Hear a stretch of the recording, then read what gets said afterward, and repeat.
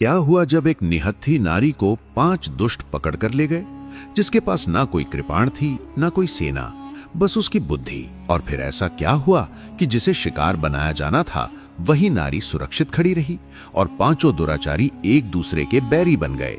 इस कथा को अंत तक देखिए, तब बोध होगा कि बाहुबल से अधिक मस्तिष्क की शक्ति की जरूरत कब और क्यों होती है।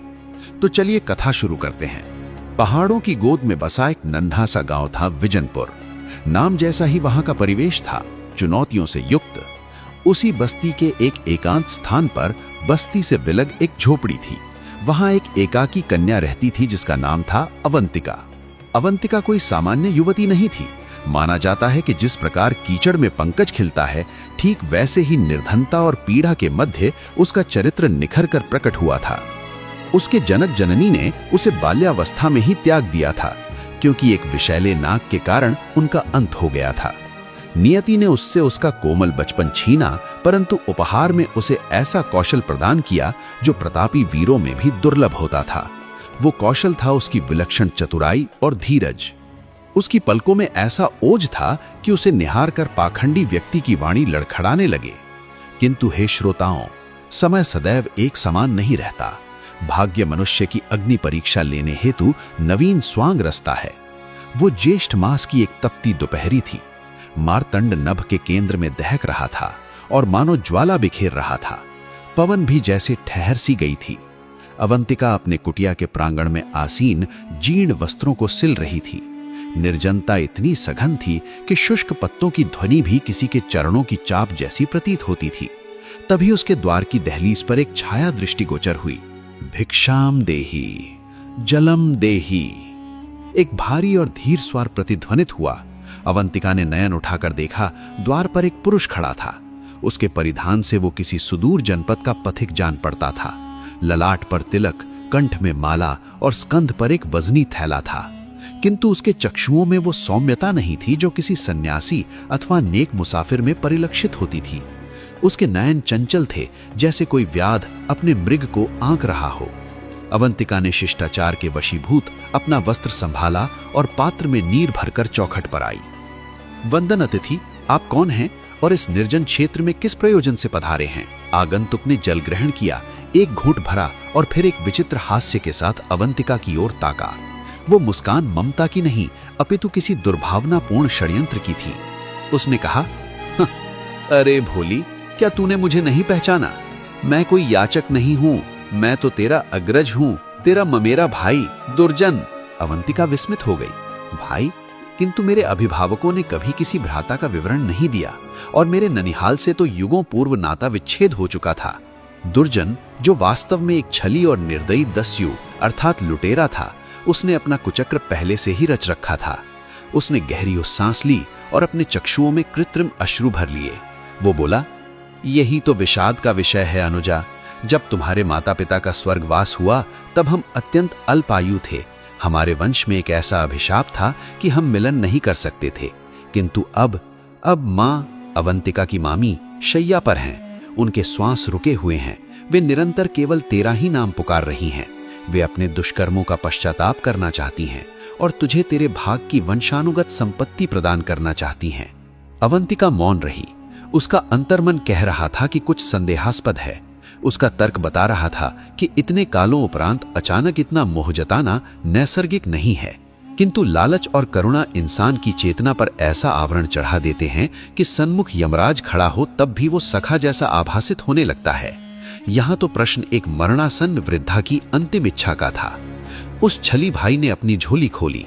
उसमें से उसने दीप्तिमान कंगन, रेशमी परिधान और कुछ सुवर्ण मुद्राएं निकाली। देख अवंतिका, ये सब जननी ने तेरे हेतु प्रेषित किया है। ये तो मात्र थोड़ा सा है। वहां ग्राम में उन्होंने तेरे लिए अपार वैभव संचित कर रखा है। यदि तू नहीं गई तो वो वृद्धा तड़प तड़प कर प्राण त्याग देगी और उसका दोष तुझे लगेगा। दोष, ये शब्द अवंतिका के चित्त में समा गया। आर्या नारी सब कुछ सहन कर सकती है, किंतु अपने कारण किसी की दुर्गति नहीं देख सकती। अवंतिका का संकल्प हिल गया। उसने विचार किया, संभव है ये सत्य कह रहा हो। यदि मैं न गई और वास्तविकता में वो मेरी बाट जोहते प्राण त्याग दे तो मैं आजीवन स्वयं को क्षमा नहीं कर पाऊंगी। यही वो पल था जब विधि ने अपनी चाल चली। अवंतिका ने अपनी सतर्कता की दीवार गिरा दी। उसने कहा, ठीक है भ्राता, यदि ऐसी स्थिति है तो मैं आपके संग चलूंगी। दुर्जन की आंखों में एक धूर्त चमक आ गई, जैसे किसी क्षुधित भेड़िए को मेमना स्वयं अपनी ग्रीवा सौंप रहा हो। उसने मन ही मन सोचा, अबोध नारी, तुझे क्या ज्ञात कि तू अपनी मामी के सदन नहीं अपितु अपनी अंत की कंदरा में जा रही है।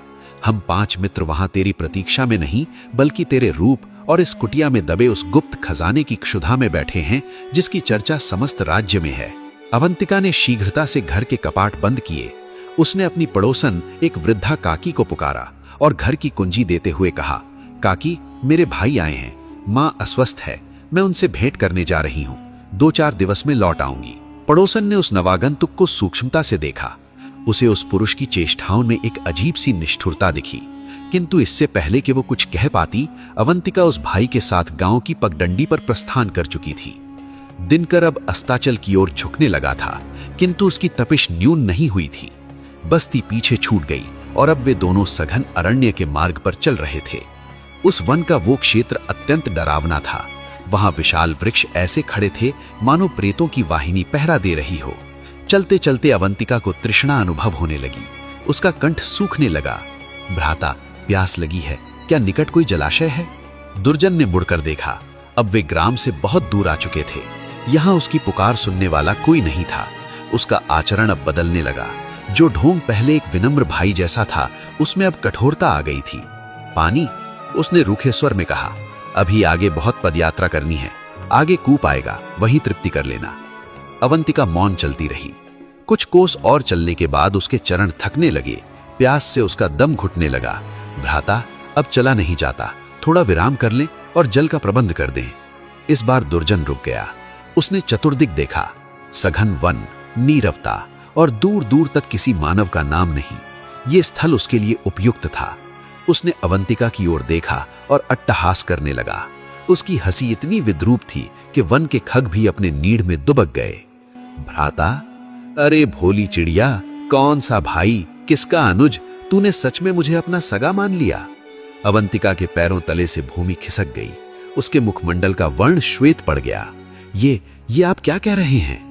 दुर्जन ने अपनी कटी से एक खंजर निकाला, जिसकी धार पर दिवाकर की अंतिम किरण चमक उठी। सुन, मैं तेरा भाई नहीं हूं, मैं इस क्षेत्र का कुख्यात लुटेरा डाकू हूं और वहां आ गए उस खंडहर में मेरे 4 और साथी तेरी राह देख रहे हैं। हम तुझे वहां ले जाकर तेरी बलि नहीं देंगे, नहीं, तुझे तो हम अपनी दासी बनाएंगे और तेरे घर में जो पैतृक गुप्त स्वर्ण गड़ा है उसका भेद तुझसे उगलवाएंगे। अवंतिका जड़ रह गई। उसे अपनी त्रुटि समझ में आ गई थी। मोह और भावुकता में बहकर उसने स्वयं को विपत्ति में डाल दिया था। वो विवश थी, निहत्थी थी और एक शस्त्रधारी दानव के सन्मुख खड़ी थी। लेकिन हे श्रोताओं, यही अवंतिका के शील की वास्तविक परीक्षा थी। ऐसे त्रास के समय साधारण स्त्रियां मूर्छित हो जाती या विलाप करने लगती, पर अवंतिका ने एक पल के लिए पलकें मूंदी। उसने अपने इष्ट का ध्यान किया। जब उसने आंखें खोली तो उनमें संताप नहीं था, बल्कि एक विलक्षण स्थिरता थी, वैसी नीरवता जो झंझावात से पूर्व आती है। वे अलाव के चारों ओर आसीन थे। उनकी परछाइयां भित्तियों पर नृत्य कर रही थीं। दुर्जन ने हुंकार भरी, मित्रों, देखो मैं क्या लाया हूं। चारों ने दृष्टि घुमाई। अवंतिका को देखते ही उनकी आंखों में लंपटता और पाशविकता झलक उठी। इससे वातावरण और भी बोझिल हो गया। उनमें से सबसे ज्येष्ठ, जिसका नाम महाकाल था, खड़ा हो गया। उसका शरीर पर्वत जैसा भीमकाय था। वो शनह शनह अवंतिका की ओर बढ़ा। वाह दुर्जन, तूने तो अद्भुत कार्य किया। कंचन नहीं लाया, परंतु उससे भी अनमोल वस्तु ले आया। अवंतिका 5 के मध्य अवरुद्ध हो चुकी थी। न पलायन का कोई मार्ग था, न कोई उसे त्राण देने वाला। ये पाप का केंद्र था और वो अकेली पुण्यता की प्रतीक थी। तभी अवंतिका की दृष्टि एक कोने पर गई। वहां अस्थियों का एक पुंज लगा था, कदाचित उन हदभागियों का जो पूर्व में यहां लाए गए थे। उसके रोंगटे खड़े हो गए। उसने लंबी सांस ली। क्रीड़ा अब आरंभ होने वाली थी। ये मात्र अपने प्राणों की सुरक्षा की जंग नहीं थी, ये 5 पापियों को उनके दुष्कृत्यों का दंड देने का रण था। महाकाल ने अपना हाथ अवंतिका के कंधे की ओर विस्तृत किया। स्वागत है सुंदरी। पीछे हटने के स्थान पर अवंतिका ने वेग से उसका हाथ थाम लिया और ऐसी तीक्ष्ण दृष्टि से उसे देखा कि महाकाल जैसा पिशाच भी एक क्षण के लिए सिहर गया। रुको। अवंतिका की वाणी में देवी जैसा अनुशासन था। मुझे स्पर्श करने से पूर्व ये जान लो कि मैं कौन हूं। मैं कुल नाशिनी हूं। जो मुझे दूषित भावना से छूता है उसका सर्वनाश हो जाता है। चारों ओर चुप्पी छा गई। पांचों सहोदर एक दूसरे की ओर निहारने लगे। क्या ये कन्या विक्षिप्त है या वास्तव में कोई भयानक शक्ति है? उसी काल गगन में तीव्र गर्जना हुई और पूरा ध्वंसावशेष दहल उठा, मानो सृष्टि भी संकेत दे रही हो कि आज रजनी इस दुर्ग में रक्त नहीं अपितु चेतना की धार बहेगी। अवंतिका फंस चुकी थी। सम्मुख 5 निष्ठुर वधिक थे और रात्रि अभी प्रारंभ ही हुई थी। बाहर दामिनी चमक रही थी और भीतर अवंतिका की वाणी ने कुछ पलों के लिए सबको स्तब्ध कर दिया था। कुल नाशिनी, ये शब्द उस खंडहर की शिलाओं से टकराकर गूंज रहा था। दस्यु दल का मुख्य पर्वत जैसा विशाल महाकाल एक क्षण के लिए ठिठक गया। उसकी आंखों में वासना के स्थान पर अब संशय आ गया था। महाकाल ने एक पग पीछे हटाया, फिर जोर से ठहाका लगाया। वो हंसी निस्सार थी, बस अपने सहयोगियों का भय मिटाने हेतु। कुलनाशिनी, विक्षिप्त स्त्री हमें डराएगी। हम वे हैं जिन्होंने देवालयों के शिखर और मृत नरेशों के स्वर्ण मुकुट तक नहीं छोड़े। तेरा अभिशाप हमारा क्या अहित कर लेगा? अवंतिका ने नेत्र तक नहीं झपकाए। उसका मुख आकृति स्थिर थी जैसे अथाह सागर का जल। उसने अंतर्मन में विचार किया, कोप इनका अस्त्र है और लोभ इनकी निर्बलता। मुझे इनके रोष को नहीं, इनके लालच को जागृत करना होगा, इतना कि वही इनकी मति को लील जाए। वो मंद गति से किसी साम्राज्य की भांति निकट ही स्थित एक प्रस्तर की वेदी पर बैठ गई। उसने अपने चरणों की रज झाड़ी और बहुत सरल स्वर में बोली, बैठ जाओ अज्ञानियों, व्यर्थ में अपनी मृत्यु को निमंत्रण मत दो। तो मैं कब का वो स्तोत्र पढ़ चुकी होती जिससे तुम सब भस्म हो जाते, पर उसने जानबूझकर वाक्य बीच में रोक दिया। 5 तस्कर सावधान हो गए। दुर्जन जो उसे यहां लाया था अग्रसर हुआ। अवंतिका ने उसकी ओर देखा। उसकी आंखों में अनुपम आभा थी। पर मैं तुम्हें विनिष्ट नहीं करना चाहती। मैं तो स्वयं उस शापित वैभव से मुक्ति पाना चाहती हूं। मेरे जनक ने मृत्यु काल में कहा था कि वो निगूढ़ कोष केवल उसी को प्राप्त होगा जो 5 महापापी होंगे। और आज तुम 5 को एक साथ अवलोकन कर मुझे पूर्ण विश्वास हो गया है कि वो धन तुम्हारे ही भाग्य में अंकित है। वैभव शब्द श्रवण करते ही उनकी आंखों में पुनः वही लालसा दमक उठी। तीसरा साथी, जिसका नाम वृकासुर था, लंबा, कृश और चतुर, लोभ में अपनी जिह्वा ओठों पर फेरने लगा। कैसा वैभव, कितना स्वर्ण है! अवंतिका ने अंबर की ओर देखा, जैसे स्मरण कर रही हो। इतना धन जिसे परिगणित करने में तुम्हारे जैसे 100 जनों की 7 पीढ़ियां खप जाएं। मेरे पूर्वज मगध नरेश के गुप्त कोषाध्यक्ष थे। जब जनपद पर विग्रह हुआ तब उन्होंने राजकोष का सबसे अमूल्य भाग, रक्तमणि और हीरों से भरे 7 कुंभ हमारे गृह के तल में बने गुप्त कोष्ठ में सुरक्षित कर दिए थे। उन कुंभों की सुरक्षा हेतु यक्ष तैनात हैं। उसने अपनी ध्वनि मंद कर ली, किंतु उस भंडार को खोलने की एक प्रक्रिया है, एक त्याग और एक मंत्र। मंत्र मेरे अधीन है और त्याग। अवंतिका ने 5 को एक एक करके देखा। उसकी दृष्टि ऐसी थी जैसे वो किसी पशु को नाप रही हो। त्याग किसी मूक प्राणी की नहीं बल्कि निष्ठा की चाहिए। महाकाल गर्जा, सीधे बोल, तुझे क्या अपेक्षित है? अवंतिका उठ खड़ी हुई। उसने अपनी चुंदरी संभाली और एक प्रवीण राजनीतिज्ञ की भांति बोली, सुनो, वो धन मेरे घर के प्रांगण में तुलसी के पादप के ठीक नीचे 7 हाथ गहराई में दफन है, किंतु उसे स्पर्श करने से पूर्व एक विधान है। अगर 5 में से किसी एक के हृदय में भी दूसरे हेतु कपट हुआ या किसी ने अकेले धन हथियाने का चिंतन किया तो वो कंचन तत्काल बिच्छू बन जाएगा और डंक मार देगा। ये यक्षों का शाप है। अब अवंतिका ने अपना वास्तविक पासा फेंका। वो जानती थी कि चोरों में सामंजस्य केवल तब तक रहता है जब तक विभाजन की चर्चा नहीं आती। वो दुर्जन उस कपटी भाई के निकट गई और उसके कंधे पर हाथ रख दिया। मेरे इस भ्राता ने मुझे यहां तक लाकर बहुत बड़ा उपकार किया है। मुझे प्रतीत होता है यक्षों की भविष्यवाणी के अनुसार खजाने का सबसे मुख्य हिस्सा, नृप का भाग, इसी को प्राप्त होना चाहिए।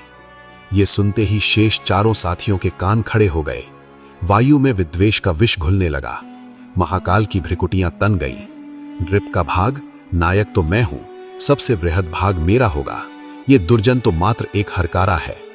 दुर्जन जिसे अब तक तुच्छ समझा जाता था, अवंतिका के इस गौरव से फूल गया। उसका मद जागृत हुआ। वो अकड़ कर बोला, क्यों? इसे लाया तो मैं ही हूं ना। आपत्ति मैंने झेली, ग्राम में मैं गया, तुम सब तो यहां छिपकर मदिरा पान कर रहे थे। आधा भाग मेरा होगा, शेष तुम 4 परस्पर बांट लेना। मुख संभाल दुर्जन। चौथा साथी जो वामन और बलिष्ठ काया वाला था, अपनी गदा लेकर आगे बढ़ा। मुख संभाल दुर्जन, हम सब समान के भागीदार हैं। अवंतिका मन ही मन मुस्का उठी।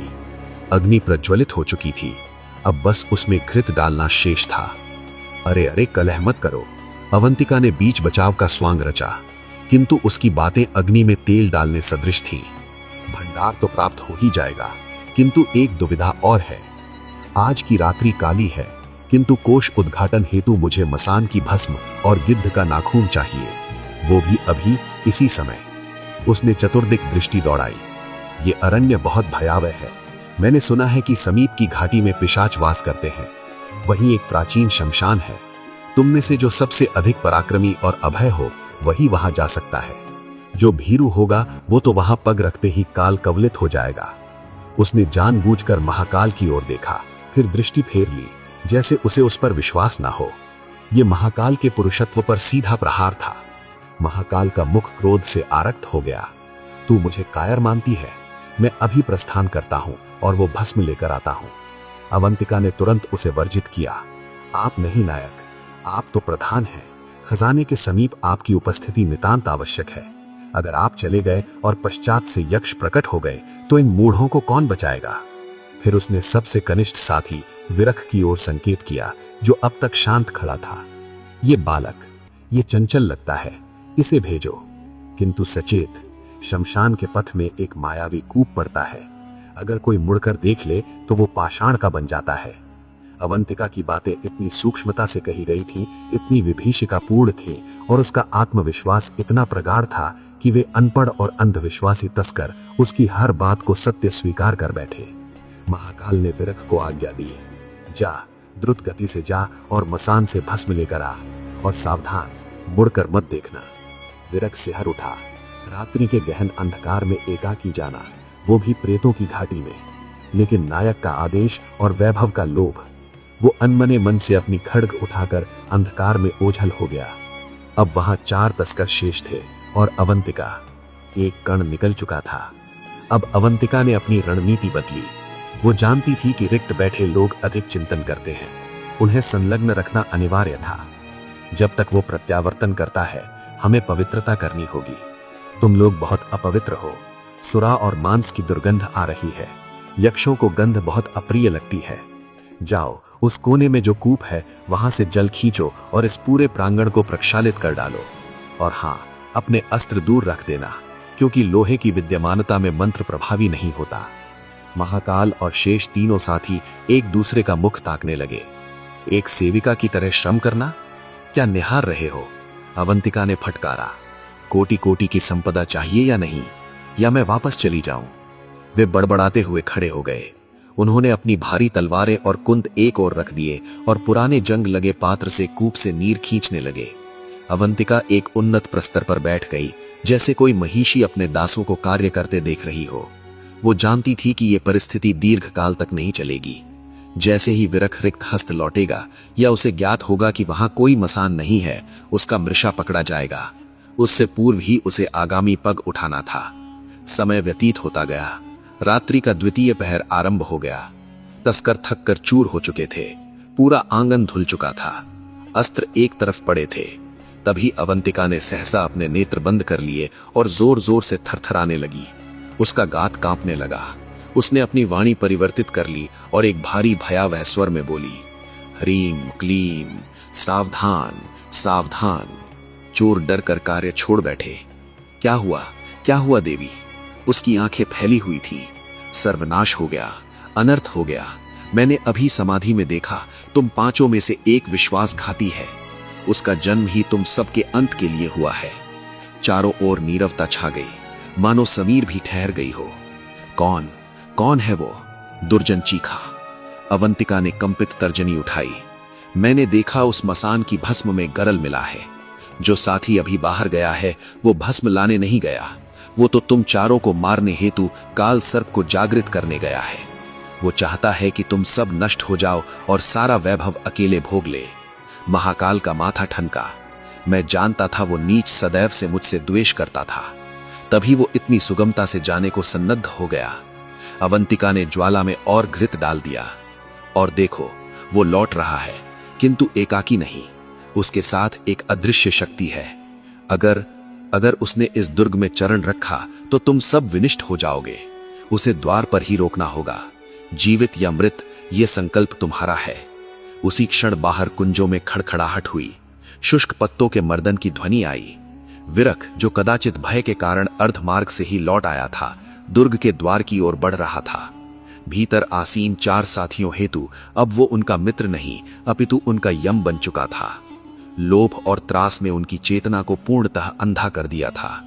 महाकाल ने अपनी खड्ग उठा ली, जो उसने एक ओर रखी थी। उसकी आंखों में कोप उमड़ आया था। आज उसका या मेरा निर्णय हो ही जाएगा। अवंतिका अपने स्थान पर शांत बैठी रही। उसके मुख पर कोई विकार नहीं था, किंतु उसका हृदय द्रुत गति से धड़क रहा था। अब अधर्म को ही विनिष्ट करने वाला था। दुर्ग के द्वार पर एक छाया अवतरित हुई। नायक, वहां तो कुछ नहीं, विरख की ध्वनि आई। किंतु इससे पहले कि वो अपनी बात पूर्ण कर पाता, अंधकार से एक सनसनाती हुई बर्छी उसकी ओर झपकी। विरख की चीत्कार ने रात्रि की खामोशी को चीर दिया। पर क्या वो वास्तव में मर गया था, या आहत व्याघ्र की भांति वो भी पलटकर आघात करेगा? और इस रक्तपात के मध्य अवंतिका, जो अब इस खूनी क्रीड़ा की सूत्रधार बन चुकी थी, क्या वो इन 4 बचे हुए दैत्यों के रोष से सुरक्षित रह पाएंगी, जब उन्हें ये आभास होगा कि कोई काल सर्प था ही नहीं? आशा है अब तक ये कथा आपको भा गई होगी।